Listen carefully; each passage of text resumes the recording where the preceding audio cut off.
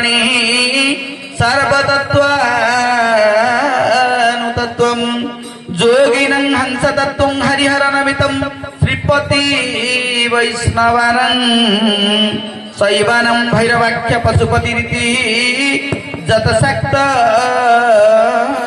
तत्त्वे च शक्ति बौधानं बुद्धरूप ऋषभदतिवरो जैन सिद्धान्त सर देवेशौ पातु नित्यं कलिकलुसहर नीलशैलादिनाथं कल्पान्त क्रूर कलिकर दुःखदनकर कुन्दकर पुरकान्ति क्रीडत कैलास कुटे कलित कुमदिनी काल कलत्र कंकाल क्रीडोत्तम कलित कलवर कामुकः कांतकाय कालिंदी कले कंठ कलेवर कुशलम गोपिका पाली को नमः। महाप्रभु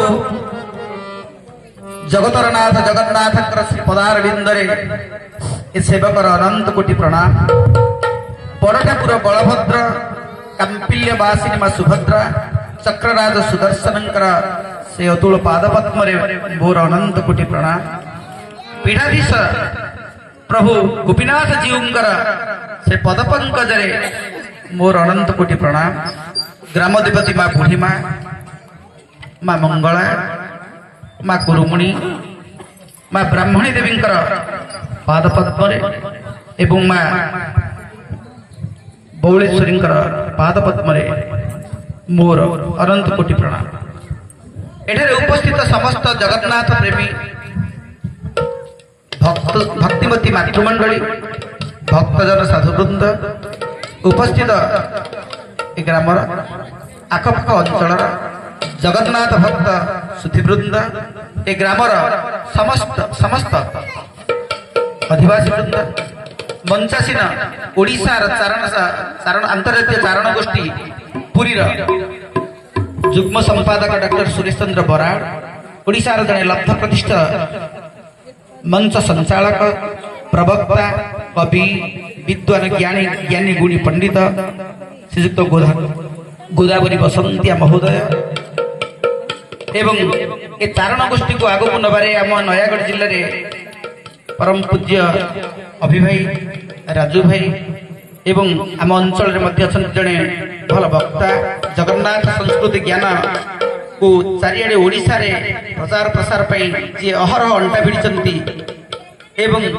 आपण माने जो देखिबे रथयात्रा समय रे धारा विवरणी दिया जाउची दूरदर्शन माध्यम रे जड़े भल वक्ता एवं संगठक वैकुंठ भाई एवं आमर कंडूरी भाई एमती आम चारण गोष्ठी समस्त पदाधिकारी समस्त भक्तिमती मातृमंडली एवं साधु सज्जन भक्तजन को मोर अनंत कोटि प्रणाम। समय अतिक्रांत 9टा बा अति बेसी 9:30 भितर हम एपटे समय अतिक्रांत हो गलानी बहुत समय पड़लानी आ समय नहीं तेणु मु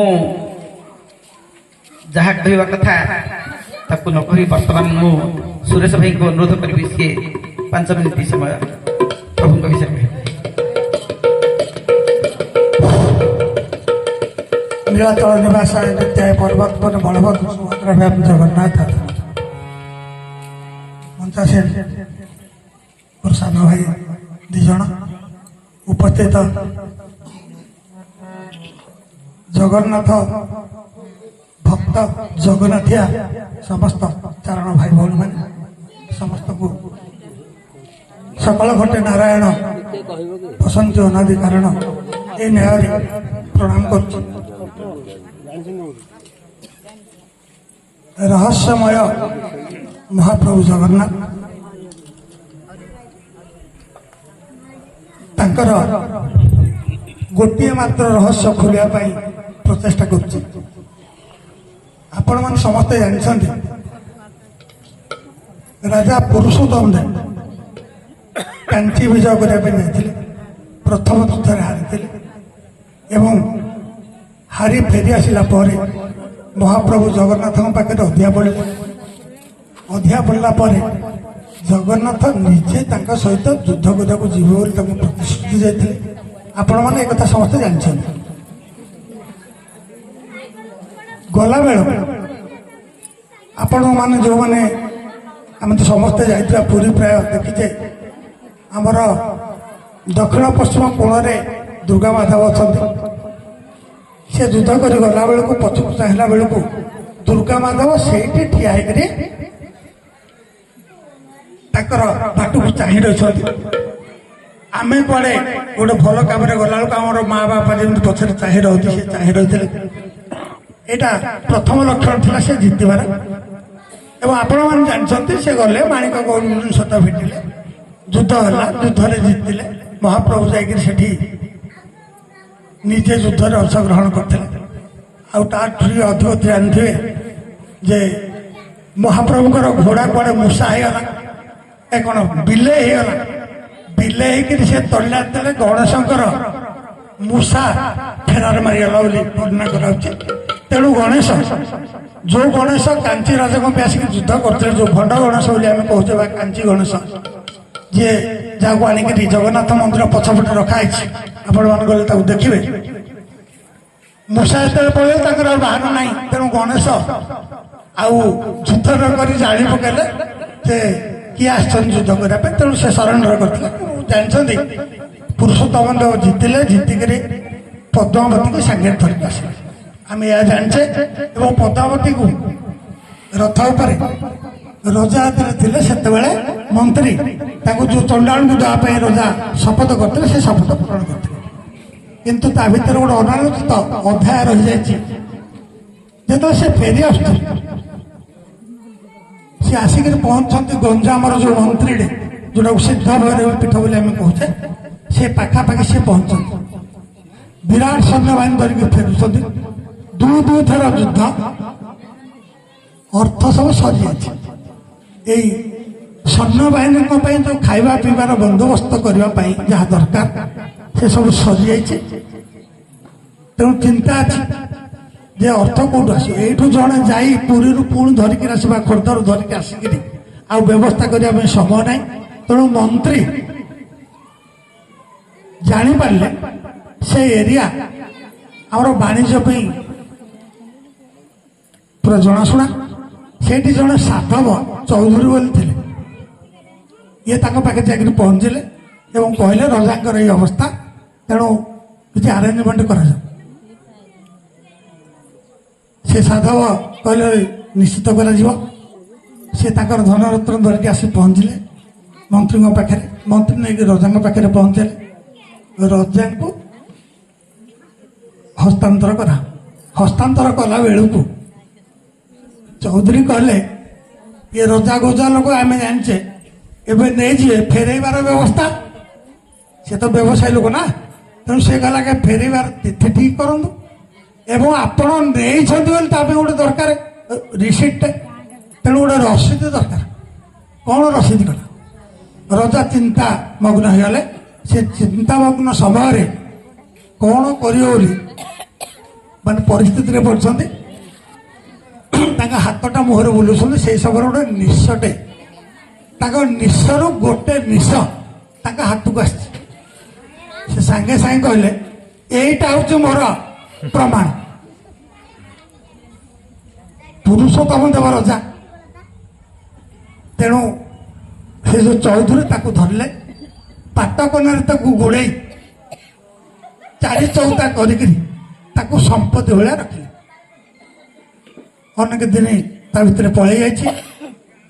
ଇଏ ଭାବିଲେ ରଜା ବୋଧେ ଭୁଲିଗଲେ, ମୋ ଯୋଉ ଅର୍ଥ ଆଉ ଫେରେଇବେନି। ଏ ଦିନେ ଯାଇଛନ୍ତି ମହାପ୍ରଭୁଙ୍କର ଦର୍ଶନ କଲେ। ଦର୍ଶନ କରି ସାରିକିରି ରାଜାକୁ ଭେଟିବା ପାଇଁ ଯାଇଛନ୍ତି। ରାଜାଙ୍କୁ ଯେତେବେଳେ ଭେଟିବା ପାଇଁ ଯାଇଛନ୍ତି, ରାଜା କହିଲେ କିଏ ଆସିଛନ୍ତି? ନା ଏମିତି ଏମିତି ଆସିଛନ୍ତି। ସେ କହିଲେ ଏମିତି ମୋଠୁ ଏ ପରିସ୍ଥିତି ସବୁ କହିଲେ। କହିଲା ପରେ ପ୍ରମାଣ କ'ଣ? ସେ ସେଇ ଯୋଉ ପାଟକନାରେ ବାନ୍ଧିକି ତାର ନିଶୁଟି ରଖିଥିଲେ, ତାକୁ ଦେଲା ପରେ ରଜାଙ୍କର ସବୁ ମନେ ପଡ଼ିଗଲା। ମନେ ପଡ଼ିଗଲା ପରେ ଆମର ଯୋଉ ଭଣ୍ଡାର ମେକାପ ଅଛନ୍ତି ତାଙ୍କୁ କହିକିରି ତାଙ୍କର ଯେତିକି ଅର୍ଥ ତା ସହିତ ଆଉ ପୁରସ୍କାର ବାବଦ ଦେବା ପାଇଁ ଆଣିକି ଥୋଇଦେଲେ। ସେଇ ସମୟରେ ସେ ଯେଉଁ ସାଧବ ଚୌଧୁରୀ ସିଏ କହିଲେ ଯେ ଆଜ୍ଞା ମୁଁ ପଇସା ଆଉ ଫେରସ୍ତ ନେବିନି, ଯଦି ପାରିବେ ମୋର ଗୋଟେ ଗୁହାରି ଅଛି ସେ ଗୁହାରଟା ଆପଣ ଟିକେ ପୂରଣ କରିଦେବେ। ନା କ'ଣ ଗୁହାରି? ନା ମୁଁ ଦକ୍ଷିଣୀ ଲୋକ, ମହାପ୍ରଭୁଙ୍କ ସେବାରେ ଗୋଟେ ବିନିଯୋଗ କରିବା ପାଇଁ ମୁଁ ଚାହୁଁଛି। ସେ ଯେଉଁ ଅର୍ଥ ଆପଣ ସେଇ କାର୍ଯ୍ୟରେ ବିନିଯୋଗ କରିବେ। କ'ଣ ସେଇଟା? ବଡ଼ ସିଂହାର ବେଶ କିଏ ଦେଖିଛନ୍ତି ଆପଣ ଯାଇକିରି ପୁରୀରେ? ସେ ସମୟ ପର୍ଯ୍ୟନ୍ତ ଆମେ ପ୍ରାୟ ରହିପାରୁନେ। ବଡ଼ ସିଂହାର ବେଶ ସମୟରେ ତେଲିଙ୍ଗି ବାଜା ବାଜେ, ଅନ୍ୟ ବାଜା ତ ସମସ୍ତେ ଜାଣିଛେ, ଯେଉଁ ତେଲିଙ୍ଗି ବାଜା ଆମେ ସବୁ ଜାଣିଛେ ସେ ତେଲିଙ୍ଗି ବାଜା ବାଜେ।